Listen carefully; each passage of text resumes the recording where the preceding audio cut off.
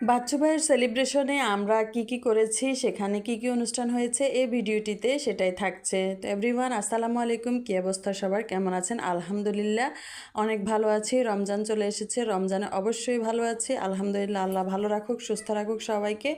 তো আমি এখানে বাচ্চু ভাইয়ের জন্য একটা কেক রেডি করতেছি। আমার ইচ্ছে ছিল আমি ওনাকে একটা কেক উপহার দেব ওনার সেলিব্রেশনে।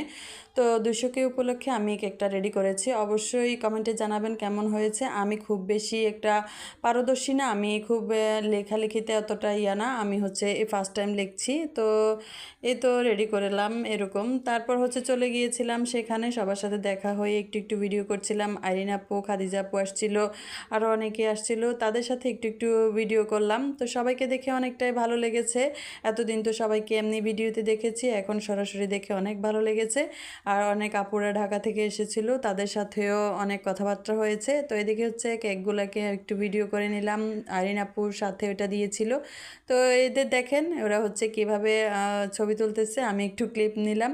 তো এখানে ভাই কথাবার্তা বলছিল, এদিকে রাশেদ ভাই একদম নীরবতা পালন করছে। তো বাচ্চু ভাইয়ের সাথে আমরা একটু ছবি টবি তুললাম এই তো।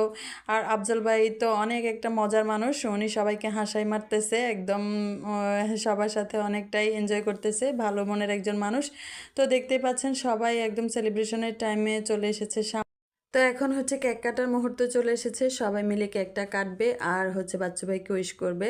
তো আমি আমার কেকটা আমি বাচ্চু ভাইকে দিয়ে তারপর এখানে ওনাকে উইশ করলাম। তো যাই হোক, এই কেকটা একদম ছোট্টই একটা উপহার হয়েছে, অত বড় কিছু না। তো এই তো তারপর কেকটা কাটবে সবাই মিলে, আসলে অনেক মজা করেছে। তো সাইফুল ভাইয়ের কথা কি বলবো, উনি সবার মাঝে যে আমাদেরকে সময় দিয়ে এতটা আনন্দ উপভোগ করছেন, এবং কি উনিও অনেক ফ্রেন্ডলি, উনি আনন্দগুলো অনেক উপভোগ করেন, ওনার কাছে ভালো লাগে। খুবই ভালো মনের একজন মানুষ।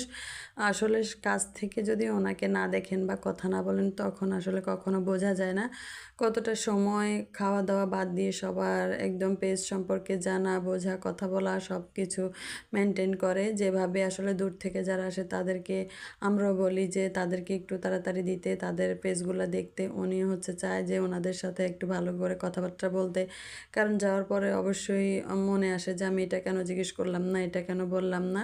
তো সেই জন্য উনি নিজে থেকেও জিজ্ঞেস করে আর কিছু বলার আছে কিনা। আসলে এই জিনিসটা আমার অনেক ভালো লেগেছে।